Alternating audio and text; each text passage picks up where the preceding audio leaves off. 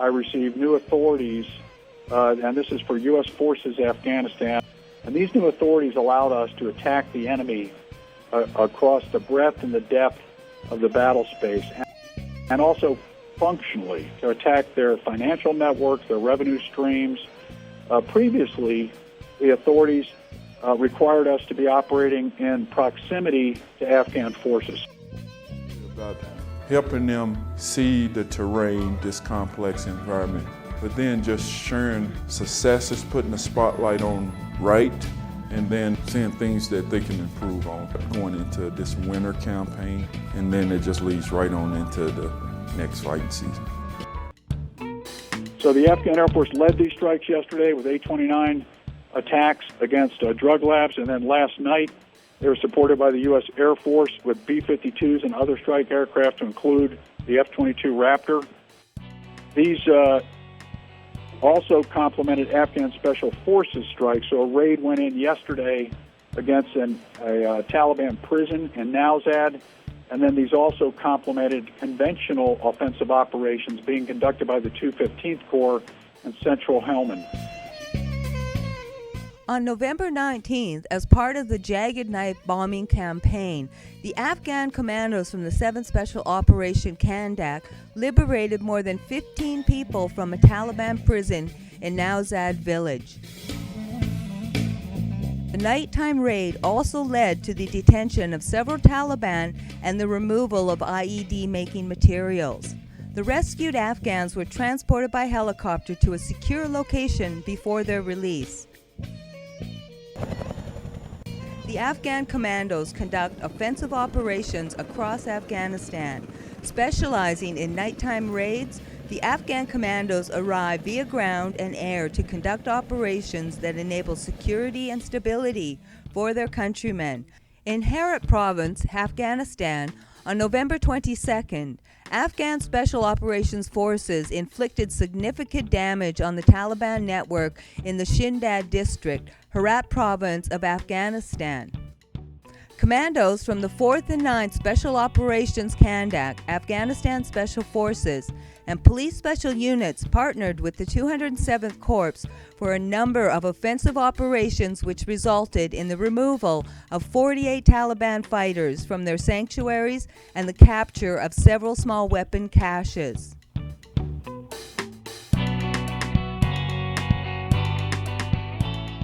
Giuliani Faharad, the Herat governor's spokesman, said, "The operation was aimed to eliminate the militant hideouts under the leadership of Mullah Najibullah, Taliban's shadow district chief, and some other areas also came under air attack.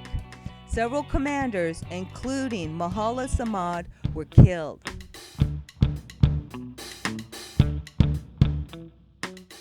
Conducting blocking positions to isolate target areas, the 207th Corps allowed the Afghan SOF freedom of maneuver during the late stages of the operation.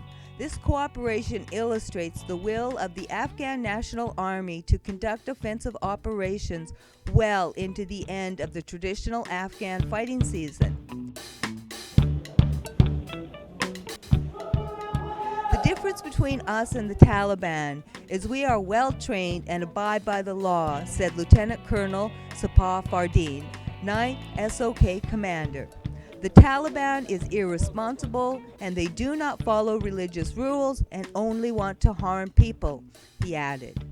So over the last several years, the last 3 years in particular, since the end of ISAF, the Afghan security forces have really been carrying the war to the enemy, to the Taliban, the Haqqani network, and ISIS. It's been a tough fight.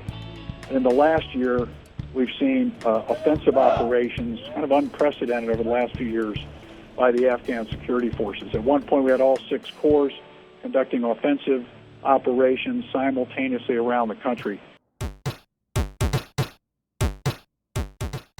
Afghan soldiers from Commando Qualifications Class 20 conduct a rehearsal raid mission in preparation for their final culmination exercise at Camp Commando.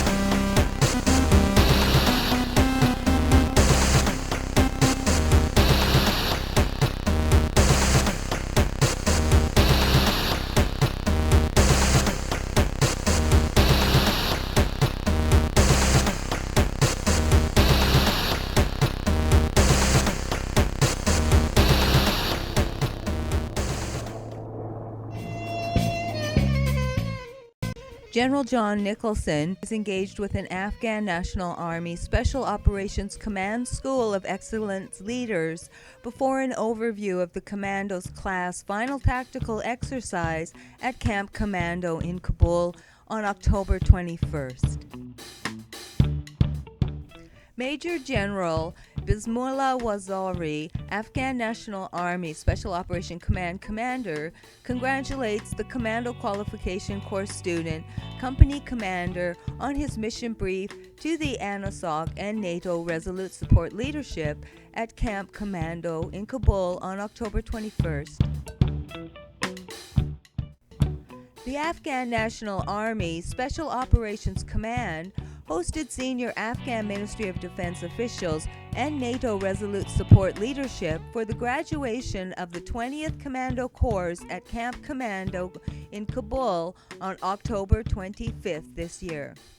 833 Afghan soldiers earned the title of Commando and donned their maroon berets after completion of the 14-week Afghan-led Special Operations course. Major General Bismellah Waziri of the ANASOC commander said, "It is a good and happy day for the Afghan family." The graduating class comprised of volunteers from the Afghan National Army and recent graduates of the ANA Basic Training Course. 197 commandos will immediately enroll in Advanced Special Operations Training courses. All the Commando course graduates will assume positions with one of the 10 Afghan Special Operation Kandaks operating in the 7 ANA Corps areas of responsibility.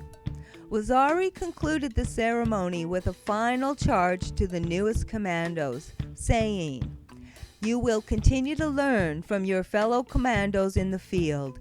You will increase your knowledge and skills to provide the Afghan people a strong shield against our enemies." Commando Class 21 is currently in week 8 of training. Once complete with the Commando course, the graduates will attend the Cobra Strike Maneuver course at the Kabul Military Training Complex. The primary focus of this particular operation has been in northern Helmand, the so-called emirate of the Taliban, where they have enjoyed relative freedom of action for the last several years, and where much of their drug enterprise is located. This is much more than just a series of airstrikes in northern Helmand. It's part of a larger, comprehensive campaign plan, and it's part of our sustainment of offensive operations through the winter against the enemy's financial engine in Helmand. Operation Mile 15 is really focused on clearing the enemy in the southern part of that district. And I think the ability for the Army and the police forces to work together to achieve a common goal and a set of objectives has been very promising.